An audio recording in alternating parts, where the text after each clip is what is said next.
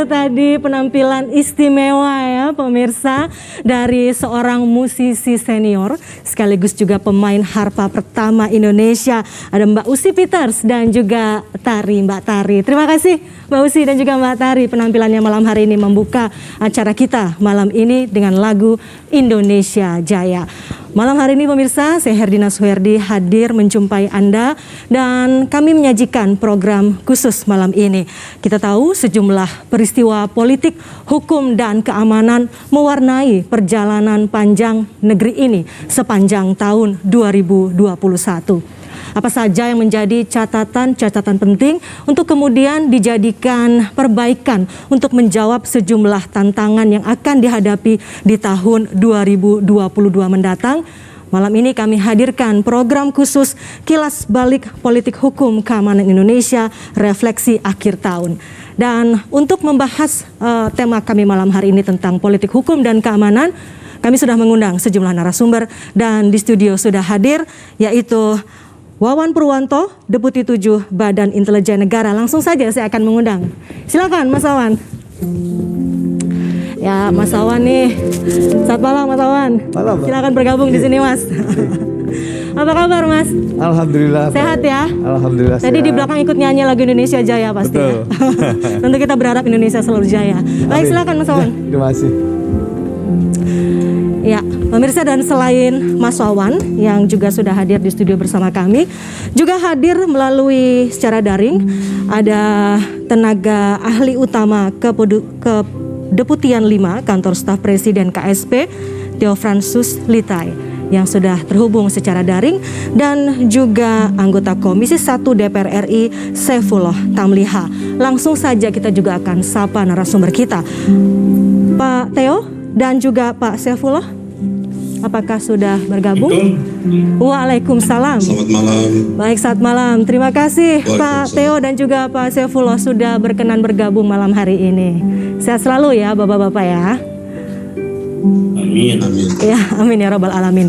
Kalau kita bicara soal sehat di tahun 2020 dan 2021, apalagi 2021 juga, ini menjadi sesuatu yang penting bagi kita semua karena di tahun 2021 kita masih menghadapi tantangan adanya pandemi COVID-19 dan berbagai upaya dilakukan oleh pemerintah terkait juga Polhukam diantaranya untuk menciptakan suasana damai di tengah upaya kita juga untuk menghadapi pandemi COVID-19. Saya langsung ke Mas Wawan.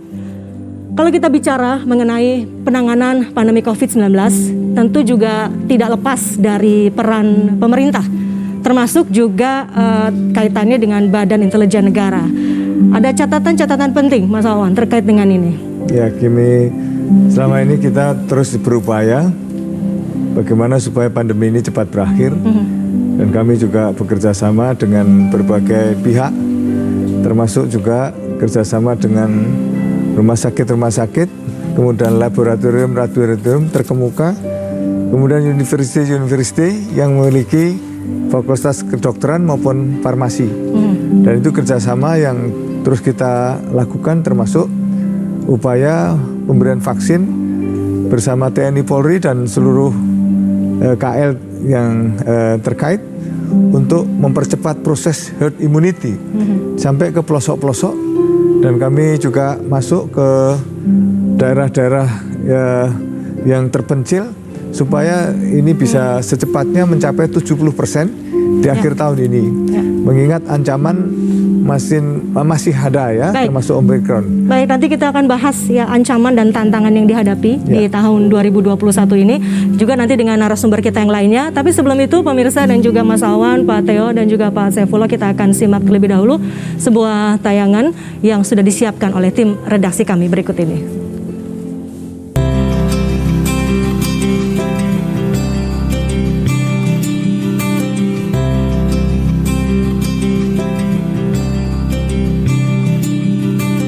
Isu politik, hukum, pertahanan, dan keamanan yang terjadi di Indonesia selama tahun 2021 cukup menyita perhatian publik.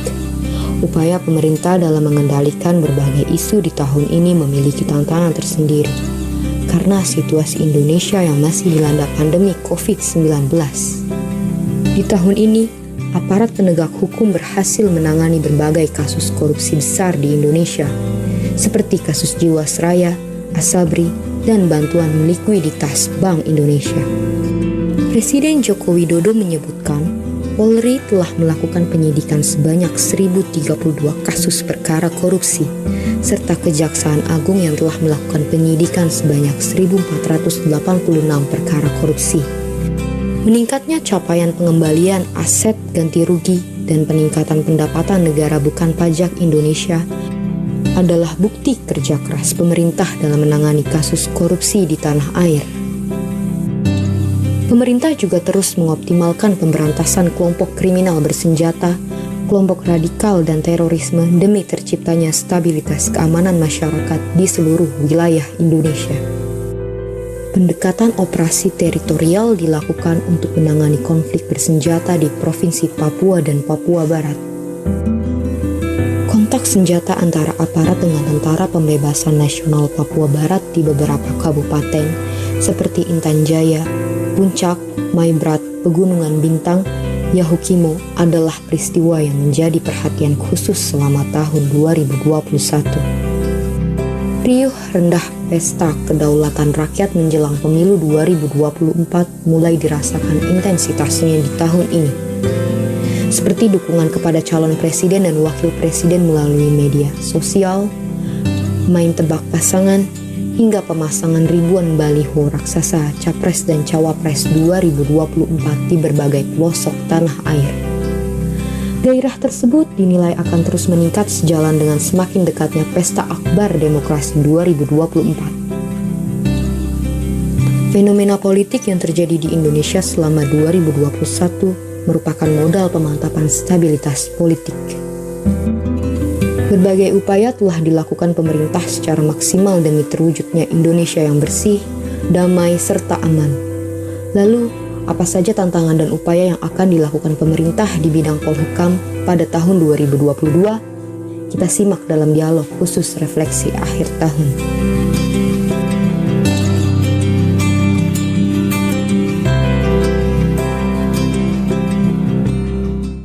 Iya, itu tadi kira-kira adalah tayangan seputar peristiwa politik hukum dan keamanan yang terjadi di Indonesia, peristiwa besar sepanjang 2021 yang dirangkum oleh tim redaksi kami. Tadi saya sudah bertanya kepada Mas Wawan, Deputi 7 BIN, terkait dengan upaya yang sudah dilakukan pemerintah, terutama peran BIN di sana. Nah, juga ada KSP yang terhubung bersama kami malam hari ini. Kita juga akan langsung ke Pak Theo.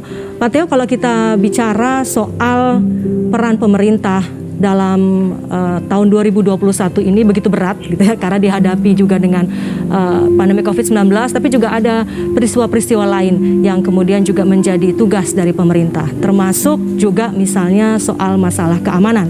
Bagaimana Pak Theo melihat hal ini? Terima kasih untuk kesempatan yang diberikan bagi kami. Saya kira untuk mengenai soal keamanan,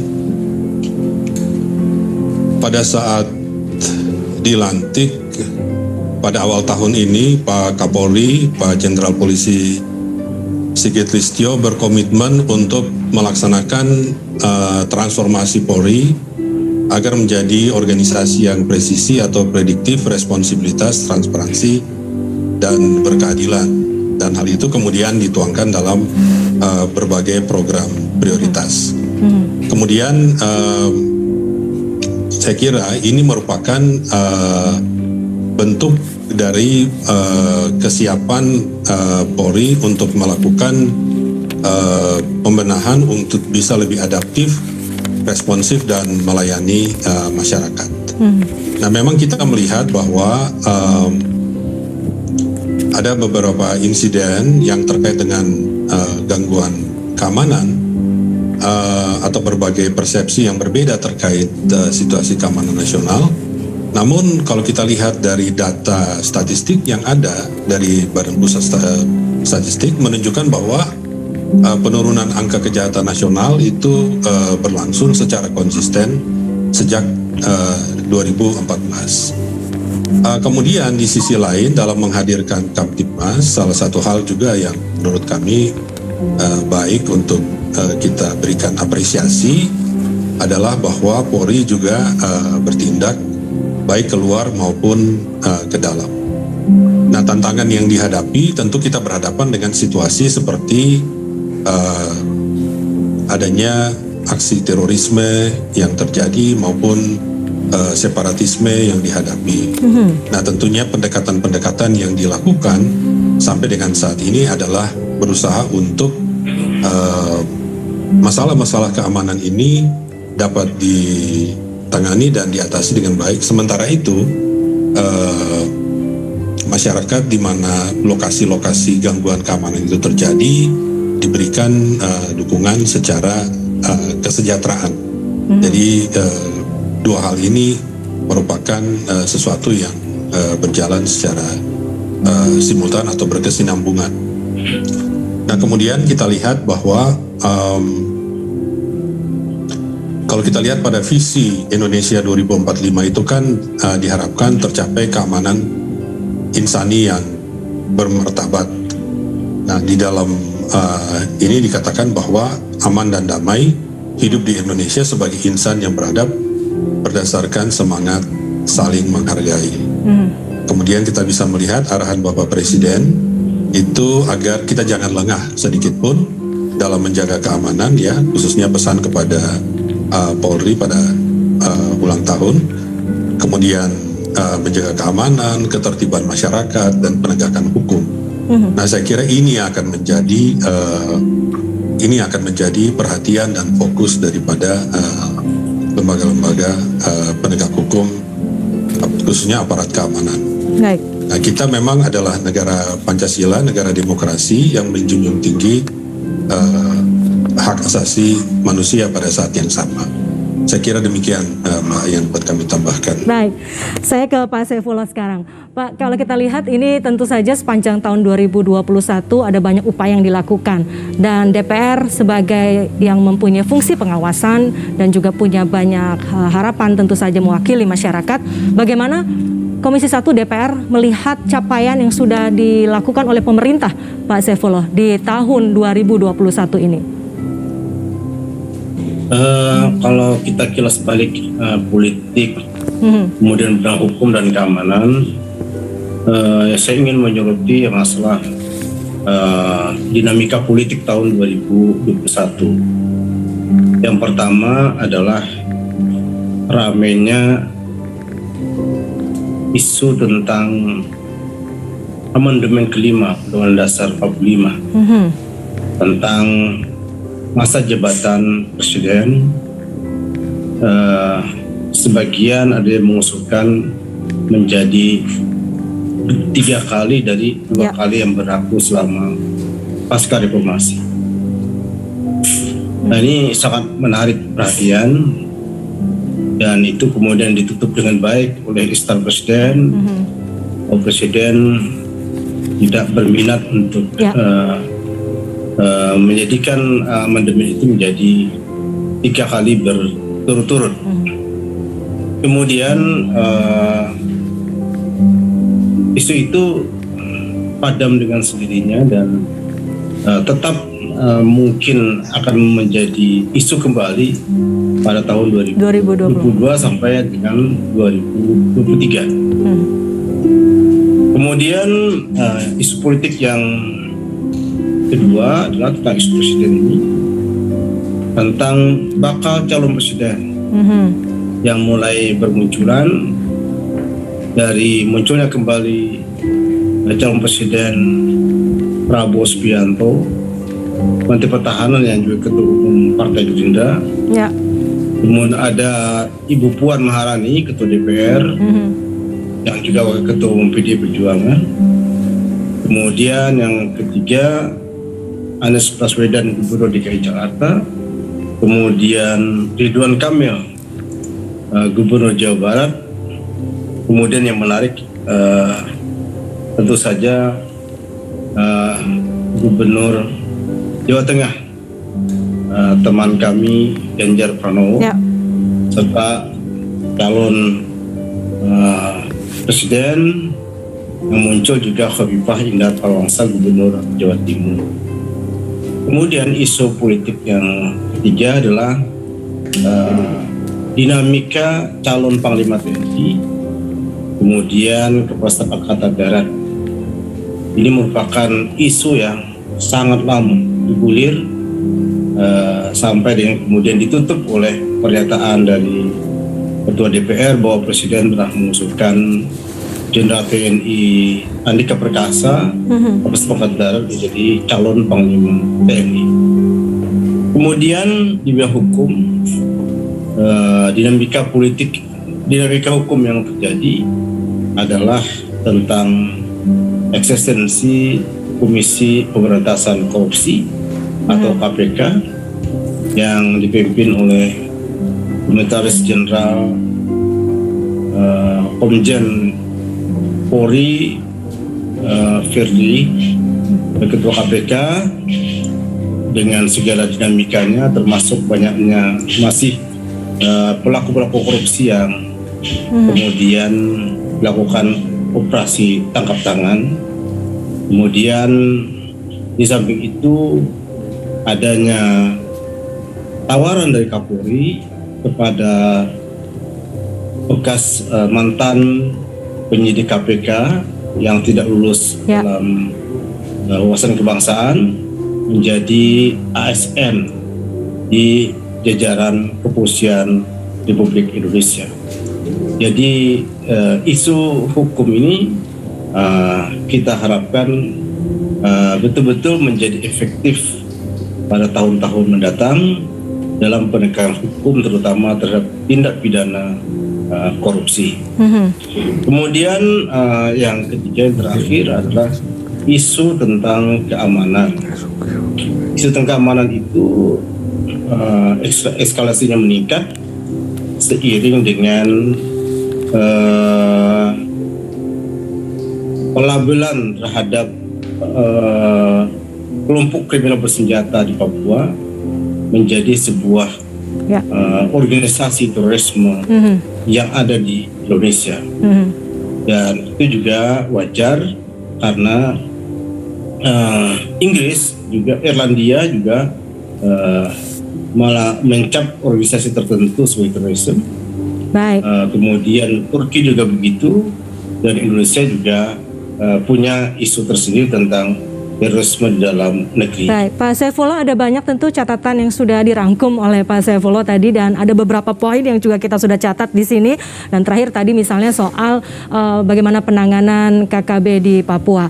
Dan nanti juga kita tentu akan bahas soal itu. Saya mau kembali kepada Mas Wawan di sini, masih soal bagaimana penanganan berbagai kasus di Indonesia atau permasalahan di Indonesia. Tadi Mas Wawan kita baru menyoroti ya soal bagaimana penanganan pandemi COVID-19. Tapi tentu saja kalau kita bicara BIN, kita harus juga melihat bagaimanakah ancaman terorisme dan radikalisme di Indonesia selama ini, apakah masih menjadi sebuah ancaman besar. Dan kalau kita lihat juga capaian di tahun 2021 tentang pemberantasan aksi terorisme dan radikalisme juga sudah cukup baik dilakukan. Mungkin Mas Wawan bisa menanggapi hal itu. Ya, kita terus berjuang untuk memberikan literasi publik kepada saudara-saudara kita yang kebetulan pandangannya berbeda terkait dengan pemahaman radikalisme ini. Dan kita juga terus melakukan pembinaan, baik itu melalui media sosial maupun juga datang ke lapas-lapas pada yang masih menjalani pidana maupun juga yang sudah keluar dari menjalani pidana kemudian hidup di masyarakat, bagaimana supaya mereka itu kembali di masyarakat dan bisa diterima masyarakat. Dan kita dekati juga tokoh-tokoh yang ada, termasuk kita ajak supaya mereka bisa bekerja secara normal, beraktivitas untuk persoalan-persoalan ekonominya. Karena memang ada 3 kekosongan, dari kekosongan isi kepala, isi hati, dan isi perut. Tapi dengan dia aktif di dalam kehidupan keseharian bersama masyarakat, maka ini akan memberikan suatu penyadaran supaya mereka. Dan itu cukup efektif untuk memutus mata rantai penyebaran radikalisme. Ya, sampai sekarang alhamdulillah persentasenya lebih besar yang mereka bisa kembali, meskipun ada 5% yang terus kita upayakan lebih ya, Karena memang kalau 100% itu sesuatu yang tidak itu yang sulit. Akan tetapi kita terus ya melakukan upaya-upaya literasi, termasuk bagaimana kepada saudara kita supaya bacaan-bacaan di media sosial itu bisa kita juga kritisi, supaya tidak ditelan mentah begitu saja oleh adik-adik kita generasi muda, apalagi generasi milenial di usia 17 sampai 24 tahun. Karena banyak menjadi sasaran ini. Nah, ini yang selama ini kita terus lakukan, tentu bekerja sama dengan teman-teman dari otoritas keamanan lain. Dan semuanya bergulir dan memang tantangan masih ada. Baik, nanti kita akan bahas tantangan masih ada di tahun 2022, tapi kita harus jeda terlebih dahulu. Saudara, tetaplah bersama kami. Refleksi akhir tahun, kilas balik politik hukum keamanan Indonesia akan segera kembali usai jeda berikut ini.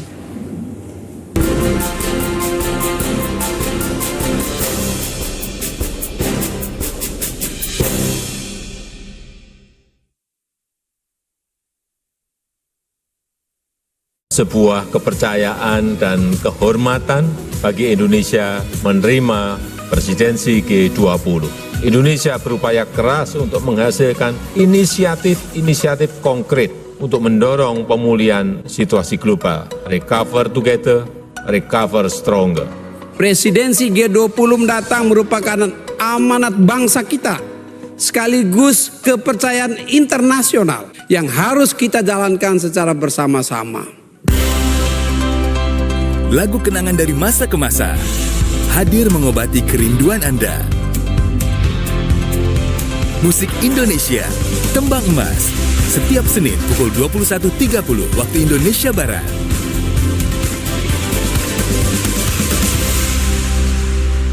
Sebuah kepercayaan dan kehormatan bagi Indonesia menerima presidensi G20. Indonesia berupaya keras untuk menghasilkan inisiatif konkret untuk mendorong pemulihan situasi global. Recover together, recover stronger. Presidensi G20 mendatang merupakan amanat bangsa kita, sekaligus kepercayaan internasional yang harus kita jalankan secara bersama-sama. Dunia seakan mati, memaksa semua terhenti, menelan segala impian, mencabik semua harapan, menghancurkan semua sisi kehidupan. Peradaban menjadi semu, membatasi ruang dan waktu, merampas segala yang kita tuju. Tapi kita tidak boleh putus harapan, karena hidup harus terus berjalan.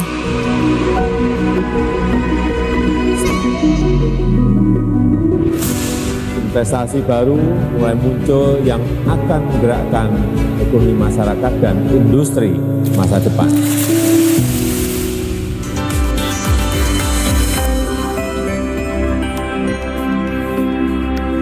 Sebuah kepercayaan dan kehormatan bagi Indonesia menerima presidensi G20. Indonesia berupaya keras untuk menghasilkan inisiatif konkret untuk mendorong pemulihan situasi global. Recover together, recover stronger. Presidensi G20 mendatang merupakan amanat bangsa kita, sekaligus kepercayaan internasional yang harus kita jalankan secara bersama-sama.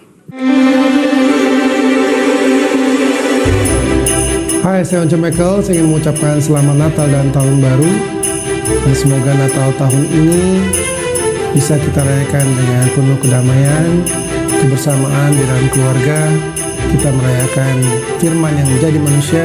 Karena itu kita penuh dengan sukacita. Dan semoga sukacita yang kita rasakan dirasakan juga oleh seluruh masyarakat Indonesia, dengan tetap mengedepankan perdamaian, toleransi untuk kemajuan kita semua. Selamat Natal dan Tahun Baru.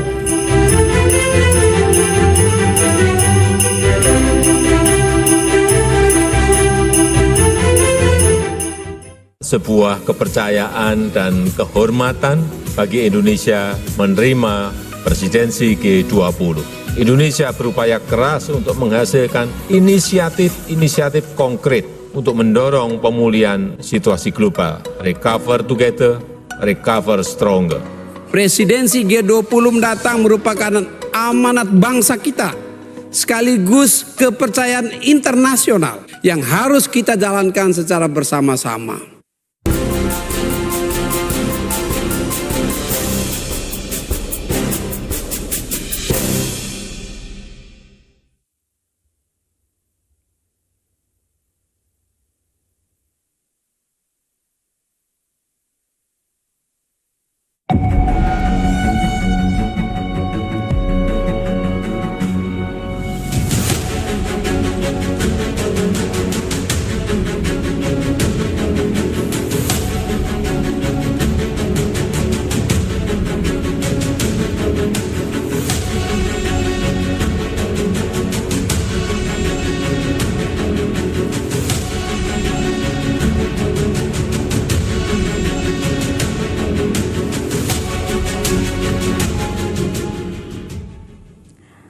Ya, terima kasih Anda kembali bersama kami dalam refleksi akhir tahun kilas balik politik hukum dan keamanan tahun 2021.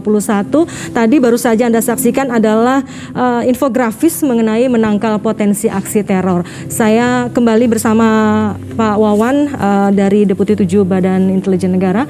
Mas, ini kalau kita bicara soal menangkal aksi terorisme, tadi disebutkan sudah melakukan berbagai upaya termasuk juga menangkal paham radikalisme agar tidak menyebar. Tapi yang ingin kita tanyakan lagi adalah sebetulnya kalau kita lihat ancaman terorisme itu masih ada nggak sih? Kalau kita lihat kan ada banyak penangkapan pelaku teroris di tahun 2021. Apakah itu artinya sudah memutus jaringan terorisme di Indonesia? Ya, atau masih ada sebetulnya? Memang pernak-pernik masih ada, ancaman masih ada, dan ini menjadi terus kita berupaya supaya kita maksimalkan upaya deradikalisasi, kemudian rehabilitasi, reedukasi, kemudian juga kita melakukan pendekatan humanis dengan keluarga, kemudian kita ciptakan adanya satu pendekatan lain untuk para mantan teroris ini juga berbicara ke publik. Ya. Bagaimana dulu dia bisa terpengaruh, kemudian bagaimana bisa sekarang kembali ke pangkuan Ibu Pertiwi. Jadi semuanya ini adalah upaya kita supaya yang lain itu tidak terkena. Dan memang kita juga dengan hubungan luar negeri juga kita terus bareng-bareng, karena tidak hanya di Indonesia tapi di sentral masalah seperti di Timur Tengah juga harus kita upayakan supaya ada satu komunikasi yang baik, karena apa yang terjadi di sana rupanya juga ada pengaruh di Indonesia. Dari ini kerjasama luar negeri terus juga kita keluarkan, karena masalah teroris ini juga masalah bersama seluruh masyarakat dunia, termasuk dari PBB sendiri menyatakan sebagai extraordinary crime, sehingga ini kita bersama-sama. Dan terkait dengan hal itu maka kita terus berjibaku supaya saudara-saudara kita bisa mendekati apa ya bacaan dari anak-anaknya atau keluarganya ketika dia sendiri bermain dengan gadget-gadgetnya. Karena dari gadget-gadget itu banyak ajaran-ajaran yang ternyata harus kita filter. Kemudian kita juga melakukan patroli cyber 24 jam untuk menyadarkan publik di dalam berbagai ranah media sosial yang mungkin keliru atau pandangan-pandangannya mengarah ke pandangan-pandangan yang sebetulnya memang bertentangan dengan kita punya ideologi misalnya. Itu semua kita sampaikan proses pembelajaran supaya mereka bisa on the track. Kemudian kita dorong juga, tanyakan kepada mereka yang lebih mengerti, entah guru-guru kita atau saudara-saudara kita yang juga lebih paham, sehingga mereka tidak menelan mentah tanpa mengunyah apa yang dia baca. Dan keluarga itu adalah orang yang paling tahu kebiasaan dari putra-putrinya.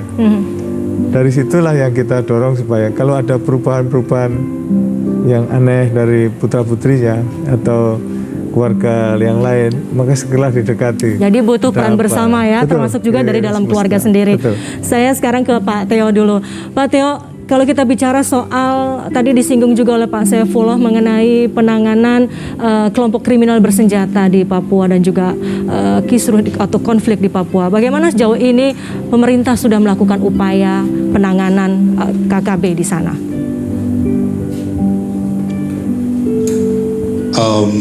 Baru-baru ini kita mendengar arahan yang disampaikan oleh Bapak Panglima TNI, Pak Jenderal Andika Perkasa, yang memperkenalkan satu kebijakan pengamanan di Papua yang menggunakan pola pendekatan teritorial dan pendekatan sosial, di mana di sini akan ditingkatkan kerjasama bersama dengan pemerintah daerah dan masyarakat untuk membangun kesejahteraan.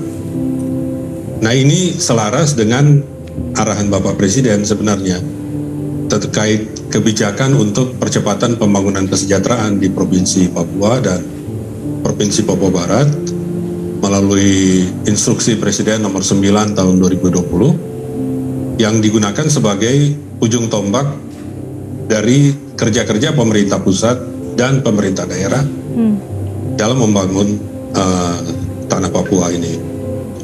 Nah, untuk Inpres nomor 9 2020 ini dilaksanakan, maka telah dibentuk juga tim pengendali yang saat ini dipimpin oleh Bapak Wakil Presiden. Kemudian Inpres ini mengamanatkan agar dilaksanakan percepatan reformasi birokrasi dan tata kelola pemerintahan yang baik dalam rangka penguatan otonomi khusus, dalam rangka meningkatkan pelayanan publik, ya kualitas pelayanan publik, juga penguatan demokrasi lokal yang inklusif, harmoni sosial dan keamanan daerah yang aman dan stabil dalam perlindungan nilai-nilai kemanusiaan dan hak asasi manusia. Kemudian dalam kaitan dengan penanganan masalah di Papua dan juga kerangka kebijakan secara umum, Mbak Dina, ya. Saat ini sebenarnya kan telah direvisi itu Undang-Undang Otonomi Khusus yang tahun 2001 sudah dilakukan revisi dengan Undang-Undang Nomor 2 tahun 2021, di mana ada beberapa perubahan yang cukup signifikan menurut kami yang bisa memantapkan pelaksanaan otonomi khusus di Provinsi Papua dan Papua Barat. Ya. Sebagai contoh, misalnya adanya mekanisme baru dalam pendanaan otsus, di mana ada peningkatan alokasi dana otsus menjadi 2,25% setara dana alokasi umum nasional, di mana sebagiannya merupakan block grant dan yang lainnya merupakan berbasis kinerja. Nah, kenaikan dana sebesar 2,25% ini, potensi penambahan alokasi transfer otsus itu menjadi sangat besar, Mbak. Jadi dia bisa menjadi sekitar 234,6 triliun kalau informasi yang disampaikan oleh Ibu Menteri Keuangan. Kemudian hal yang lain yang berkaitan dengan kebijakan otsus ini adalah peningkatan representasi orang asli Papua di dalam lembaga Dewan Perwakilan Rakyat Kabupaten. Ya. Di mana 25% itu adalah anggota yang diangkat, orang asli Papua yang diangkat, dan di dalamnya 30% adalah perempuan. Jadi di sini representasi menjadi semakin penting dan pemihakan kepada hak kesetaraan hak antara laki-laki dan perempuan, ya, itu juga menjadi perhatian dari pemerintah dan kita langsung minta tanggapan dari Pak Saifullah ya. Pak Saifullah, apakah sependapat dengan hal itu atau ada sebetulnya yang bisa lebih diperbaiki lagi atau lebih diupayakan lagi terkait dengan penanganan keamanan, situasi keamanan di Papua? Situasi keamanan di Papua, kita pastikan bahwa pendekatan yang dilakukan di Papua sudah sampaikan oleh Saudara Panglima TNI Jenderal TNI Andika Perkasa ketika Fit and Proper Test yang lalu, bahwa sedang melakukan upaya diplomasi militer internasional. Dan secara petik itu bisa diartikan bahwa dari Presiden hingga Panglima TNI serta Kepala Angkatan Darat itu sudah memutuskan bahwa pendekatan di Papua adalah pendekatan dengan metode dialog, diplomasi baik kepada kelompok yang masih menamakan diri separatisme maupun kepada negara-negara yang tentunya sudah kita lihat secara gamblang pada sidang umum PBB memberikan dukungan terhadap kemerdekaan Papua. Pada dasarnya mengedepankan diplomasi dan dialog ya Pak Saifullah ya. Nanti saya akan tanyakan juga soal yang tadi disampaikan oleh Pak Tio mengenai representasi perempuan misalnya di legislatif dan sebagainya. Tapi kita harus jeda terlebih dahulu Bapak-Bapak. Dan sebelum jeda kita akan saksikan kembali penampilan istimewa dari Mbak Usi Peters dan Mbak Tari berikut ini.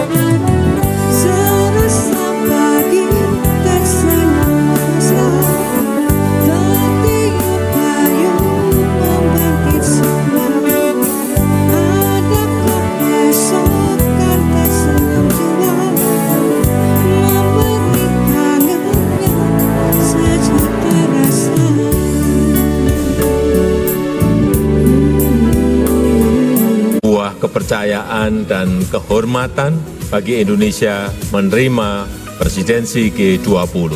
Indonesia berupaya keras untuk menghasilkan inisiatif konkret untuk mendorong pemulihan situasi global. Recover together, recover stronger.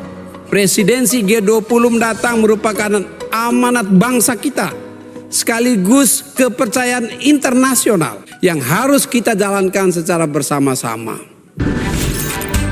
Halo semuanya, aku Modi, maskot TV Digital Indonesia. Aku akan membantu semua orang menuju migrasi TV digital. Di mana? Di siarandigital.id dan call center 159. Ayo semuanya, dukung migrasi TV digital. Bersih gambarnya, jernih suaranya, dan canggih teknologinya.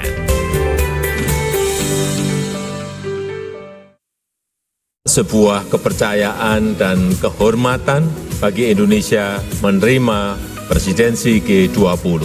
Indonesia berupaya keras untuk menghasilkan inisiatif-inisiatif konkret untuk mendorong pemulihan situasi global. Recover together, recover stronger.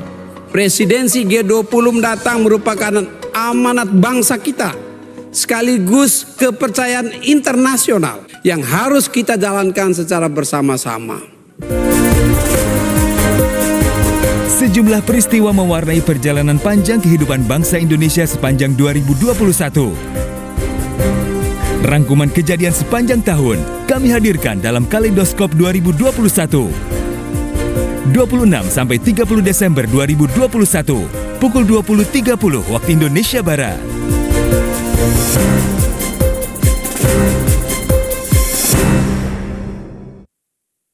Sebuah kepercayaan dan kehormatan bagi Indonesia menerima presidensi G20.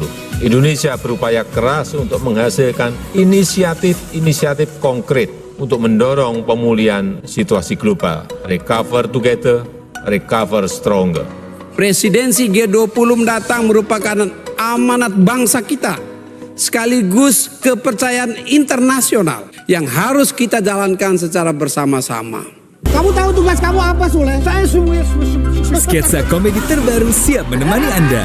gunung gitu ya, gunung, ada Tangkuban Perahu, ada Gunung Burangrang, Gunung Cermai. Ya, tahu. Nah, orang-orang tuh bilang kan, ada orang tuh di kaki gunung itu. Bersama Bedu dan Sule, lucu, seru, dan menghibur. Gunung itu kalau beli sepatu nomor berapa? Saksikan PT Bule hanya di TVRI Media Pemersatu Bangsa.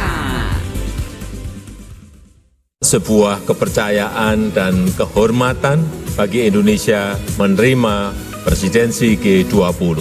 Indonesia berupaya keras untuk menghasilkan inisiatif-inisiatif konkret untuk mendorong pemulihan situasi global. Recover together, recover stronger.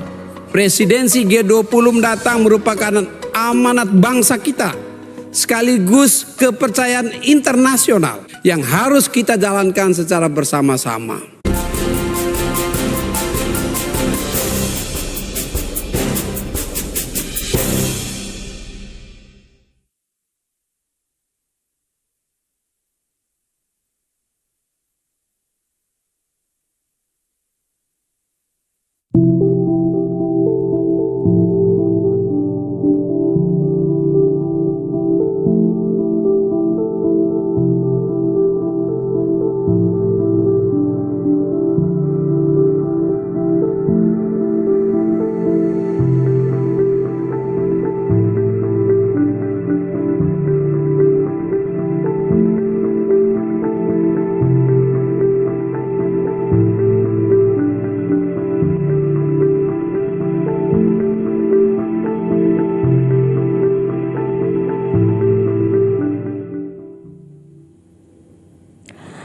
Anda kembali bersama kami dalam refleksi akhir tahun, kilas balik politik hukum dan keamanan di Indonesia tahun 2021.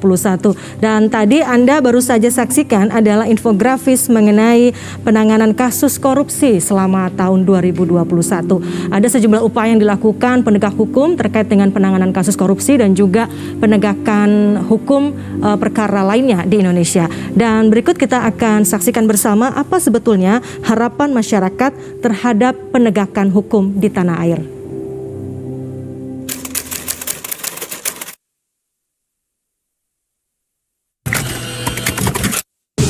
Kalau menurut saya terkait penanganan hukum di tahun 2021 ini mungkin agak berdampak juga ya karena ada COVID di tahun 2020 dan 2021 di mana mungkin dari pihak aparat penegakan hukum juga agak kesulitan juga ya karena mungkin mempertemukan dengan terlapor atau segala macam tersangkanya itu agak kesulitan karena ada COVID ini.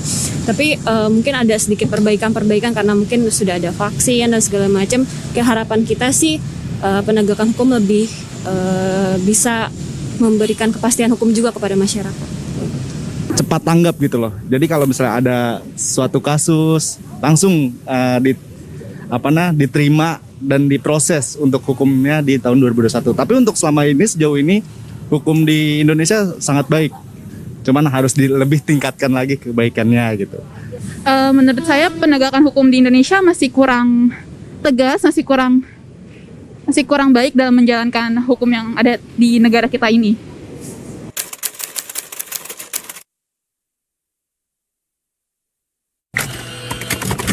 Harapannya untuk kepada aparat penegak hukum ya, semoga hukum di Indonesia tuh tegak lurus aja. Semoga yang salah bisa mendapat keadilan kayak gitu, dan juga untuk masyarakat agar bisa merasa lebih aman gitu, Mas. Untuk tahun 2022 penegakan hukumnya agar kita masyarakat tetap terlindungi gitu. Jadi ketika ada suatu kejahatan yang menimpa masyarakat, tolong untuk tetap cepat ditindaklanjuti agar masyarakat tuh merasa terlindungi saat itu juga.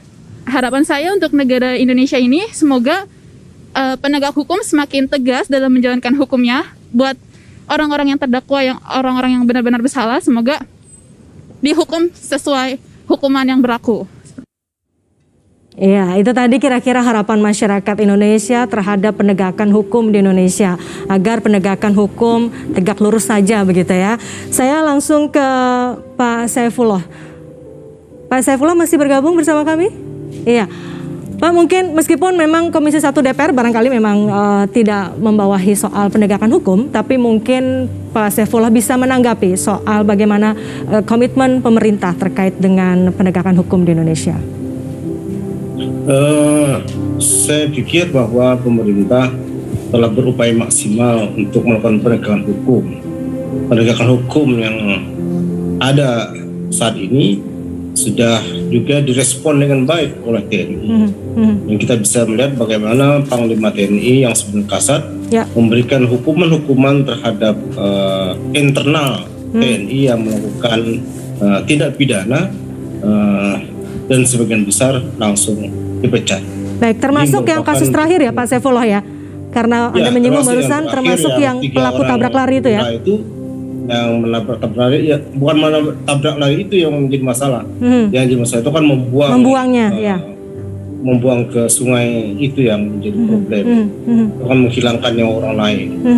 Mestinya kan seorang TNI itu harus benar-benar responsif, kemudian mengantarkan yang bersangkutan ke rumah sakit dengan upaya maksimal untuk bisa bertahan hidup. Dan apalagi itu diduga dilakukan oleh perwira menengah di TNI ya Pak ya? Iya. Artinya kalau kita, saya ingin menyambung ini, kalau kita merujuk ke masalah itu, adakah yang kemudian perlu dievaluasi dari pembinaan terhadap para perwira di TNI Pak? Ya, saya pikir Panglima TNI sudah menginstruksikan kepada POM Angkatan Darat, Puspom Angkatan Darat, kemudian juga Mabes TNI melakukan tindakan-tindakan yang lebih responsif agar tidak menuai kecaman di publik tentang keterlibatan TNI dan tindakan melanggar hukum di negara ini. Jadi menurut saya yang paling penting adalah bahwa penegak hukum itu bagaimana menciptakan semua orang untuk sadar terhadap hukum. Polisi yang berwenang untuk menetapkan status orang sebagai tersangka itu tidak menyalahgunakan kewenangannya. Jaksa yang menuntut berapa lama orang yang semestinya divonis juga tidak menyalahgunakan kewenangannya. Kemudian hakim juga seperti itu tidak menyalahkan kewenangannya untuk menetapkan berapa lama yang bersangkutan mesti dihukum. Dan yang paling penting adalah semua kita ini sadar terhadap hukum. Nah, saya berharap bahwa KPK maupun kepolisian, kejaksaan betul-betul menjiwai saran atau pendapat-pendapat yang secara terpintas disampaikan oleh Presiden Jokowi tentang cara melakukan penegakan hukum di Indonesia.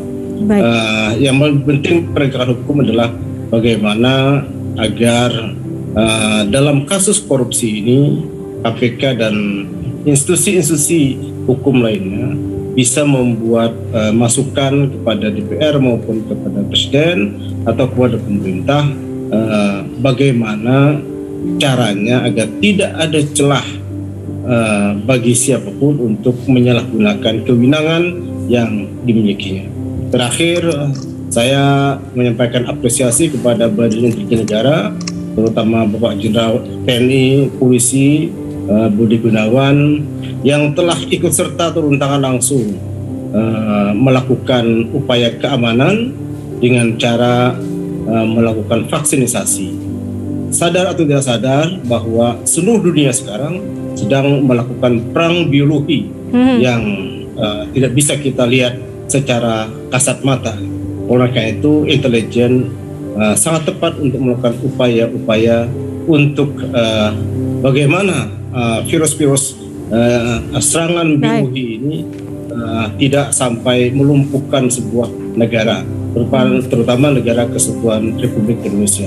Dan alhamdulillah kita adalah satu negara yang tingkat vaksinasinya itu sangat tinggi.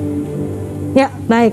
Tadi soal keberhasilan Indonesia itu juga BIN juga terlibat di dalamnya ya, termasuk juga Kementerian Luar Negeri, Kementerian Kesehatan dan lain sebagainya. Soal tadi yang disinggung oleh Pak Saifullah, keberhasilan mengenai penyediaan vaksin di Indonesia. Sebelum saya minta tanggapan lagi dari Mas Wawan, saya ingin ke Pak Teo dulu ya. Pak Teo, tadi kita terputus soal bagaimana penanganan konflik di Papua dan kira-kira apa ke depan di tahun 2022 ini yang akan lebih difokuskan oleh pemerintah. Terutama kalau kita melihat terkadang ya di Papua ini kan sebetulnya adalah tentu saja bagian dari NKRI, namun kerap kali juga menghadapi friksi begitu. Bagaimana agar suasana damai itu betul-betul bisa tercipta begitu Pak di tanah Papua? Terima kasih Mbak Dina. Jadi untuk Papua ini tantangan yang kita hadapi yang akan ditangani tentunya adalah penguatan komunikasi sosial ya di dalam penanganan masalah-masalah yang dihadapi, dan salah satu langkah yang penting untuk dilaksanakan dalam kaitan dengan pembinaan teritorial tentunya adalah kehadiran dari struktur pembinaan teritorial itu di daerah-daerah, sehingga kemudian pembinaan bisa berjalan secara terstruktur langsung di wilayah dalam kerjasama dengan pemerintah daerah. Jadi kesan untuk yang selama ini terkesan bahwa ada pengiriman pasukan dan lain-lain, justru saat ini dia lebih terkait dengan kehadiran struktur pembinaan teritorial itu. Saya kira ini menjadi penting sekali karena dengan adanya kehadiran dan pendampingan dari TNI dan Polri secara langsung dalam kehidupan keseharian warga, tentu ya namanya tak kenal maka tak sayang ya. Kalau sudah kenal maka kemudian menjadi sayang, dan dengan demikian juga kegiatan-kegiatan pembinaan kesejahteraan masyarakat yang didukung oleh TNI dan Polri dapat berlangsung secara lebih terencana dan terstruktur. Baik, saya ke Mas Wawan. Mas, singkat Mas. Mungkin tadi menyambung yang tadi yang disampaikan oleh Pak Saifullah, tapi juga saya ingin menyinggung soal Papua. Bagaimana atau fokus BIN nanti ke depan, terutama agar Papua juga bisa lebih damai? Ya, kita tetap melakukan pendekatan pembangunan, pendekatan kesejahteraan, pendekatan infrastruktur, serta juga mengajak saudara-saudara kita yang sekarang masih di gunung-gunung yang melakukan gerakan-gerakan perlawanan untuk kembali ke pangkuan Ibu Pertiwi. Termasuk juga saudara kita yang di luar negeri yang pikirannya masih berbeda dengan kita. Dan memang juga ada yang saudara kita yang sudah turun gunung untuk kembali ke pangkuan Ibu Pertiwi, meskipun juga ada yang masih dalam proses perlawanan. Tapi kita inginkan supaya kita semua mengakhiri dengan pendekatan-pendekatan lebih kepada upaya kekeluargaan, sehingga mereka pada akhirnya juga menyadari bahwa apa yang kita berikan ini adalah bukan hanya soal retorika saja, tapi secara prinsip pembangunan yang kita berikan luar biasa masif di sana, dan juga SDM kita kembangkan sedemikian rupa. Termasuk kita lihat PON kemarin juga luar biasa, dan juga kita berikan venue-venue yang berkelas dunia. Ini menunjukkan bahwa kita itu serius untuk bisa memberikan kesejahteraan dan nilai tambah di masyarakat Papua, termasuk juga kelompok muda inspiratif supaya mereka lebih diberikan ruang untuk berekspresi dan juga mengembangkan diri.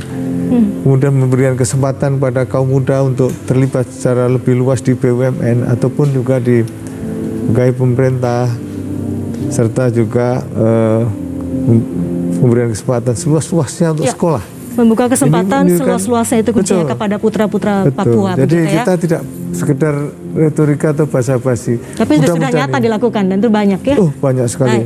Baik, kita akan kembali jeda, Mas Wawan dan juga Bapak Theo dan Pak Saifullah dan juga pemirsa, tetaplah bersama kami. Refleksi akhir tahun akan segera kembali.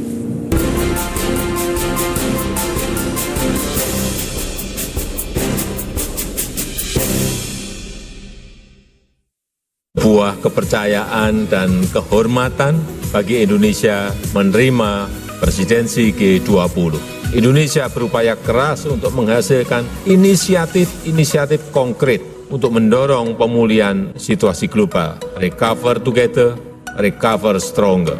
Presidensi G20 mendatang merupakan amanat bangsa kita, sekaligus kepercayaan internasional yang harus kita jalankan secara bersama-sama.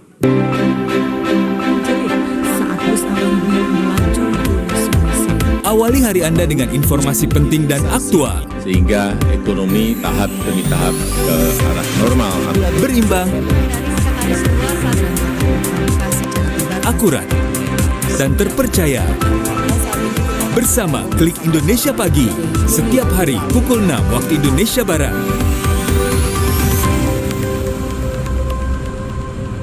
Sebuah kepercayaan dan kehormatan bagi Indonesia menerima presidensi G20. Indonesia berupaya keras untuk menghasilkan inisiatif konkret untuk mendorong pemulihan situasi global. Recover together, recover stronger. Presidensi G20 mendatang merupakan amanat bangsa kita, sekaligus kepercayaan internasional yang harus kita jalankan secara bersama-sama. Kamu tahu tugas kamu apa, Sule? Saya Sketsa komedi terbaru siap menemani Anda. Gunung gitu ya, gunung, ada Tangkuban Perahu, ada Gunung Burangrang, Gunung Cermai. Ya tahu. Nah, orang-orang tuh bilang kan, ada orang tuh di kaki gunung itu. Bersama Bedu dan Sule, lucu, seru, dan menghibur. Gunung itu kalau beli sepatu nomor berapa? Saksikan PT Bule hanya di TVRI Media Pemersatu Bangsa. Sebuah kepercayaan dan kehormatan bagi Indonesia menerima presidensi G20. Indonesia berupaya keras untuk menghasilkan inisiatif konkret untuk mendorong pemulihan situasi global. Recover together, recover stronger. Presidensi G20 mendatang merupakan amanat bangsa kita, sekaligus kepercayaan internasional yang harus kita jalankan secara bersama-sama. Hai, saya Margaret Siagian. Selamat Hari Natal dan Tahun Baru. Semoga damai dan sukacita Natal menyertai kita semua. Hai, aku Nania Yusuf. Selamat Natal dan Tahun Baru. Semoga damai Natal selalu di hati.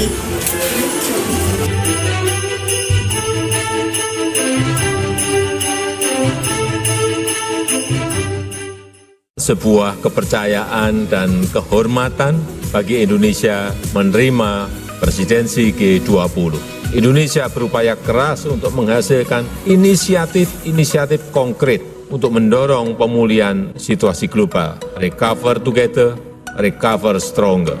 Presidensi G20 mendatang merupakan amanat bangsa kita, sekaligus kepercayaan internasional yang harus kita jalankan secara bersama-sama.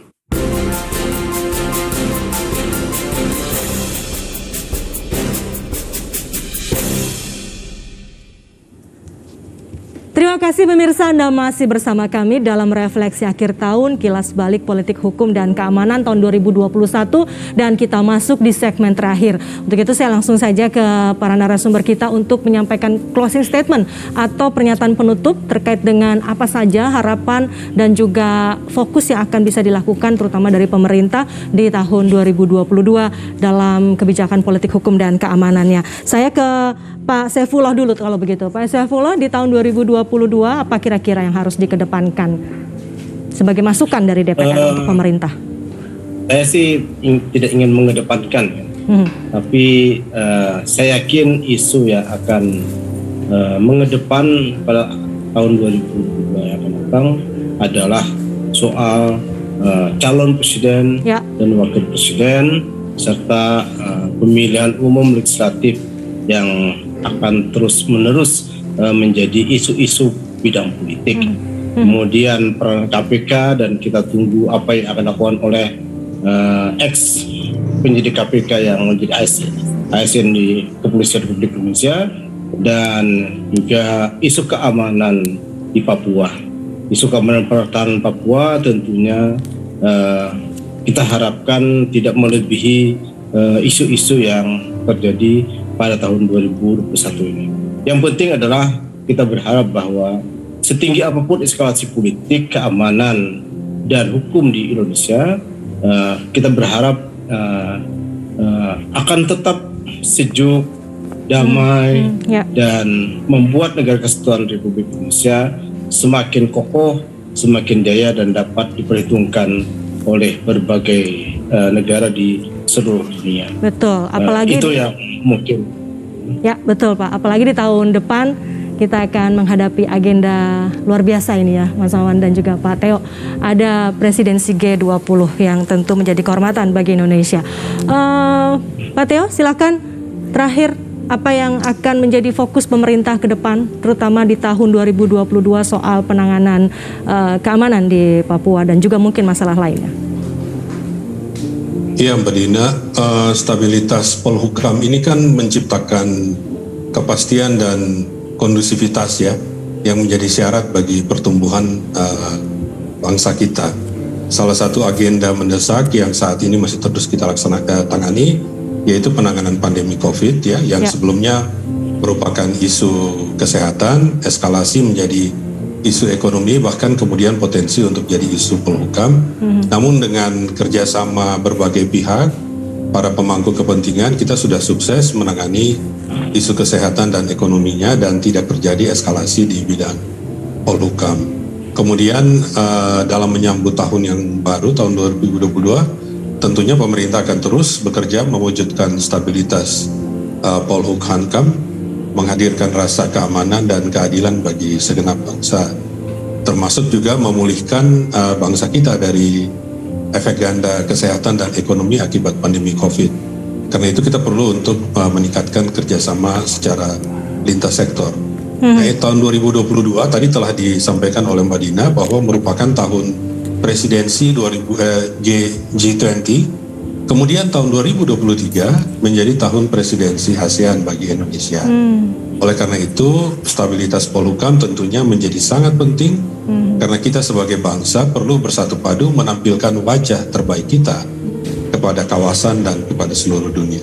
Saya kira itu yang bisa kami sampaikan. Ya, stabilitas Polhukam menjadi sangat penting untuk menjawab berbagai tantangan yang akan dihadapi Indonesia di tahun 2022. Terakhir, Mas Wawan, silakan. Apa yang akan segera ataupun menjadi fokus pemerintah, terutama kalau kita bicara di bidang BIN begitu? Ya, kita harus merapatkan barisan karena negeri kita ini negeri besar. Dari Sabang sampai Merauke ini kayak dari London sampai Baghdad itu. Iya. Dari London sampai Baghdad itu 16 negara. Ya. Dari Sabang sampai Merauke hanya satu negara. Inilah menjadi tantangan sekaligus kebanggaan kita bahwa multi suku tapi kita masih bersatu.